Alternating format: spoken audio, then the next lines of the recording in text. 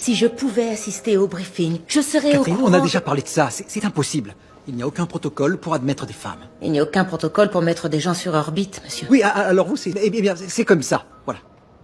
Elle s'appelle Catherine et elle est une calculatrice humaine chez la NASA. Sa capacité de calcul dépasse de loin celle des autres et elle est au cœur de toute la mission spatiale. Cependant, madame avec tout cela, ses résultats de travail ne portent jamais son nom. Cette fois, elle se rend de nouveau auprès de son superviseur, Paul, avec les dernières coordonnées de lancement. Je vous l'ai déjà dit, les calculatrices ne signent pas les rapports, refaites ça. Ce sont mes calculs et mon nom devrait y figurer. C'est pas comme ça qu'on fait les choses. Alors qu'une dispute clate entre les deux, le directeur du département, Harrison, passe justement par elle. Catherine saisit l'opportunité et demande participer à la réunion de briefing confidentielle. Elle expose avec enthousiasme que toutes les données changent d'une vitesse fulgurante et qu'elle doit être la première, les maîtriser pour garantir l'exactitude des calculs. Non, attendez, il s'agit d'une femme et aucun protocole n'est établi Oui, pour admettre ça des j'ai femmes. compris, Paul. Dans ces murs, qui prend les décisions? Vous, monsieur, c'est vous le patron. Et vous devez agir comme un patron, monsieur. Je veux pas vous entendre. Lorsque Catherine entre dans la salle de réunion, remplie uniquement d'hommes blancs, tous les regards se tournent vers elle. Mais elle prouve rapidement sa contence. Lorsque quelqu'un lui demande la vitesse d'enterre en orbite du vaisseau spatial, tout le monde reste silencieux et seule Catherine répond avec confiance. 28 234 km/h au moment où la fusée livre la capsule au périgée de l'orbite. Joli PV en perspective.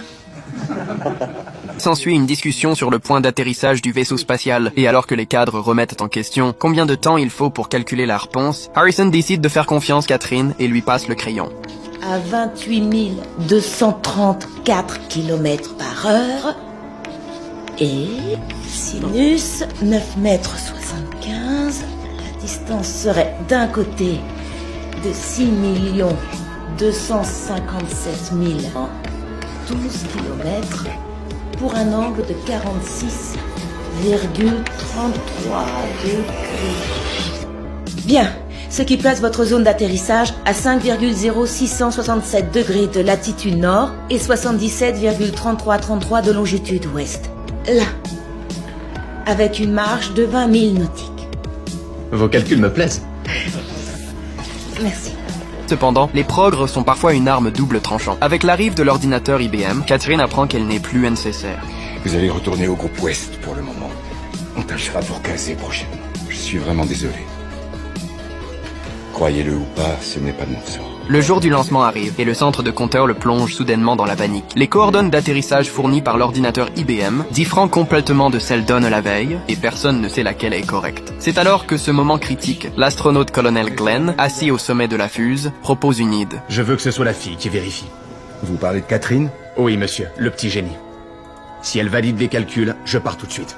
Harrison envoie immédiatement quelqu'un en courant pour retrouver l'ombre de celle qui a été marginalisée. Catherine n'a madame pas le temps de se plaindre. Elle prend un crayon et commence une course contre l'ordinateur le plus avant, dans un duel mortel travers le temps. Ça y est. Qu'est-ce que tu fais? Tu crois que c'est l'heure de la pause? Catherine livre immédiatement les données au centre de compte, mais se retrouve encore une fois empêchée d'y entrer. Catherine! Avec la fuse qui colle sans accroc et la capsule spatiale entrant parfaitement en orbite, finalement, sous les yeux de tout le monde, l'astronaute Glenn réussit à atterrir au lieu prévu. Superbe parachute! Ça se présente comment, Capcom? Votre décisionnel est exact. Vos coordonnées sont impeccables, Friendship. Beau travail. Vous aussi, monsieur Harrison. Aller sur la Lune, c'est possible? Nous y sommes déjà, monsieur.